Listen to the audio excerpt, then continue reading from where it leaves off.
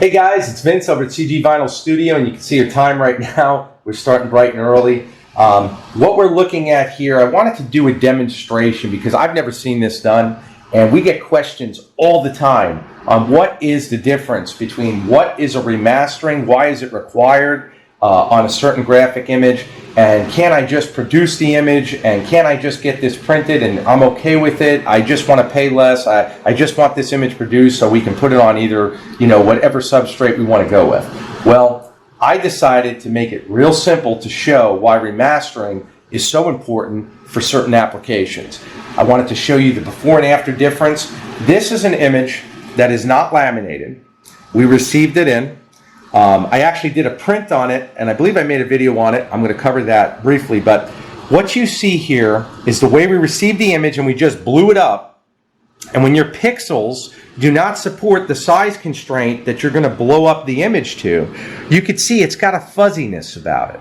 It does not have the typical clarity you will see when we move over to the next image. The colors are a little darker. You'll notice that the shadowing is there. It's kind of fuzzy.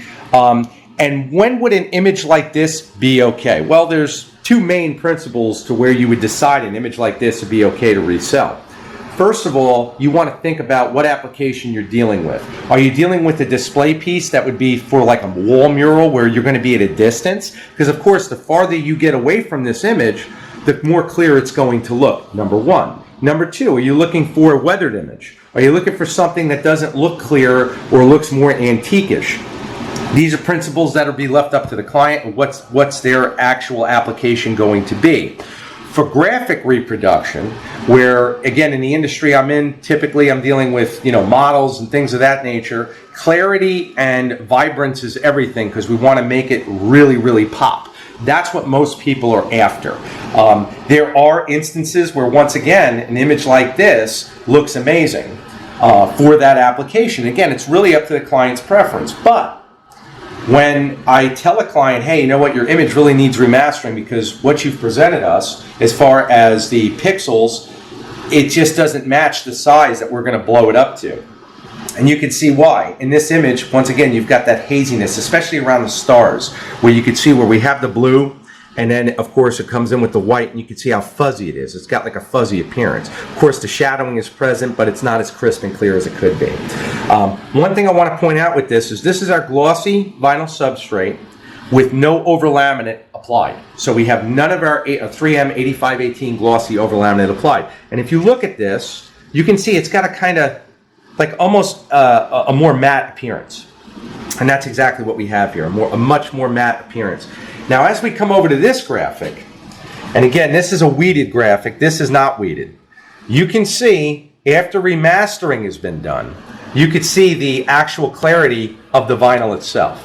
You can see the clarity in the colors vibrancy has been all redone. Everything has been revectorized. You can see the crisp cuts on the stars as far as how they're drawn. The colors have been remasterized, and if she pans going between the two, you will definitively see a huge difference. And again, I even wrote on here, R for remastered, L for laminated. And you can see with the 3M 8518, the difference in the gloss on the vinyl. Even though the vinyl is still glossy, you could see it's got a more wet paint look to it. Especially as I pull up, you can see the reflection on the light of exactly what we're dealing with.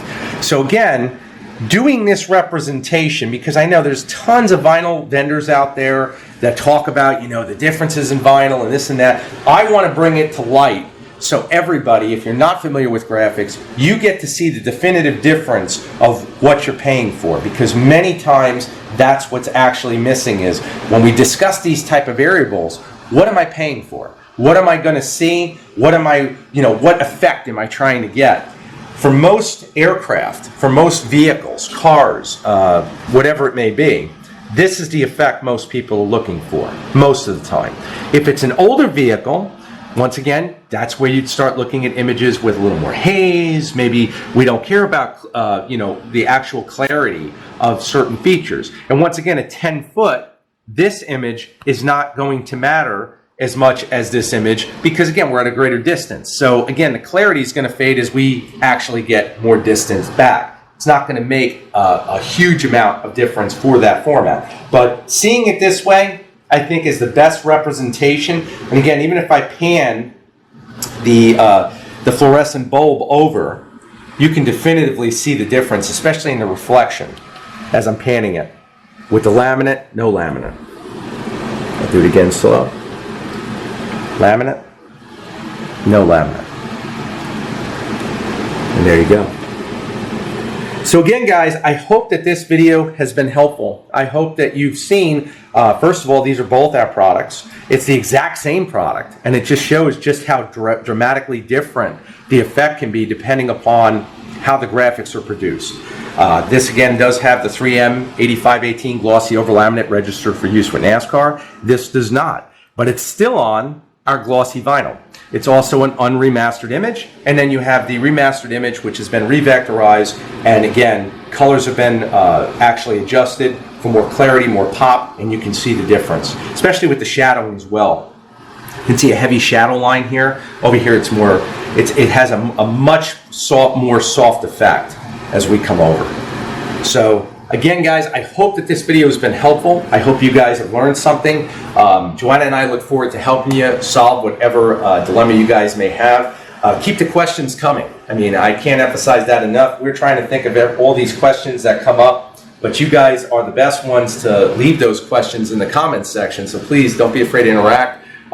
You'll see the links to get in touch with Joanna directly. And again, we'll get with you as soon as we hear from you, and we'll take care of you. We'll try to figure out the solution to what you're trying to accomplish. So again, guys, thank you for your support. Take care.